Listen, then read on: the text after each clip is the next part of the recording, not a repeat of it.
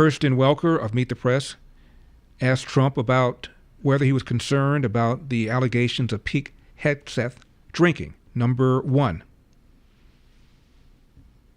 Pete is doing well now. I mean, people were a little bit concerned. He's a young guy with a tremendous track record, actually. He went to Princeton and went to Harvard. He was a good student at both, but he loves the military, and I think people are starting to see it. So we'll be working on his nomination along with a lot of others.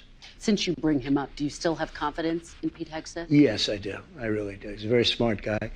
I've known him through Fox, but I've known him for a long time.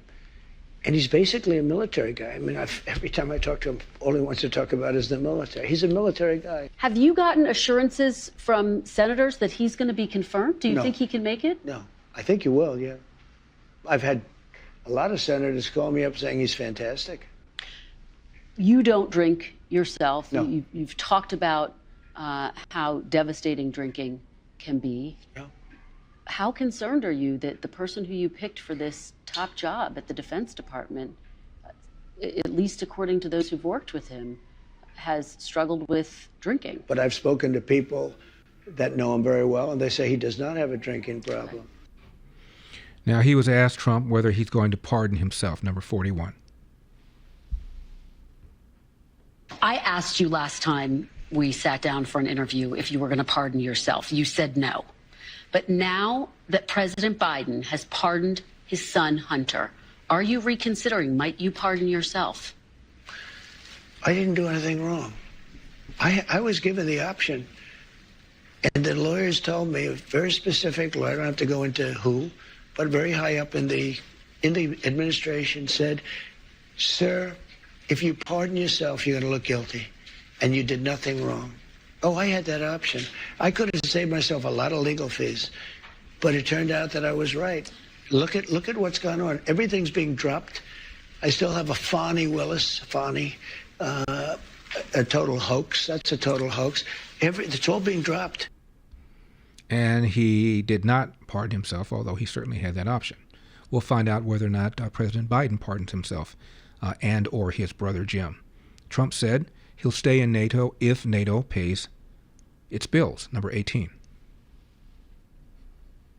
Sir, will the United States stay in NATO while you're in office? In where? NATO. Do you commit that the United States will remain a member of NATO while you're in office? Again, they have to pay their bills. If they pay their bills, absolutely. But not if they don't pay their bills. But NATO's taken advantage of us because we were look, two things. Number one, they take advantage of us on trade, meaning the European nations, okay, like terrible. They don't take our cars, they don't take our food product, they don't take anything. They think it's a disgrace.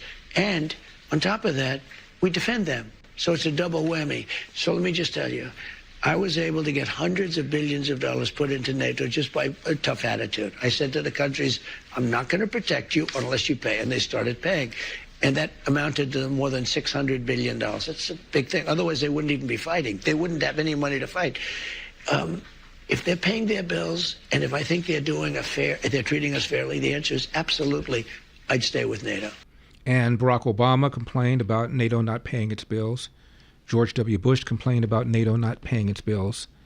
Donald Trump complained about NATO not paying their bills. And guess what? NATO began to step up and paying their bills.